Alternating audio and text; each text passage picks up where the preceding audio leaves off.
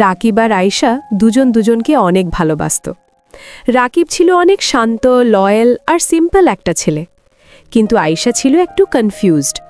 নতুন মানুষ, নতুন অ্যাটেনশন তাকে ইজিলি অ্যাট্রাক্ট করত। একদিন আয়শা অন্য একটা ছেলের সাথে কথা বলা শুরু করল। আস্তে আস্তে সে রাকিবকে ইগনোর করতে লাগল। রাকিব বুঝতে পারলেও কিছু বলতো না, শুধু চুপচাপ কষ্ট পেতে থাকত। একদিন রাকিব সব বুঝে গেল, আর সে চুপচাপ চলে গেল আয়শার লাইফ থেকে। কিছুদিন পর আয়শা বুঝতে পারল, যাকে সে চুজ করেছিল সে শুধু টাইম পাস করত, রিয়েল লাভ ছিল রাকিব। কানতে কানতে আয়শা ফিরে আসলো রাকিবের কাছে। আমাকে আর একটা চান্স দাও, আমি ভুল করেছি। রাকিব চোখে জল নিয়ে হাসল হালকা। তোমাকে আমি খুব ভালোবাসতাম, কিন্তু এখন আর পারি না। আমার নিজের কাছে আমি ইম্পর্টেন্ট হয়ে গেছি। Broken heart. আয়শা মাটিতে বসে পড়ল, চোখ দিয়ে নন স্টপ কান্না।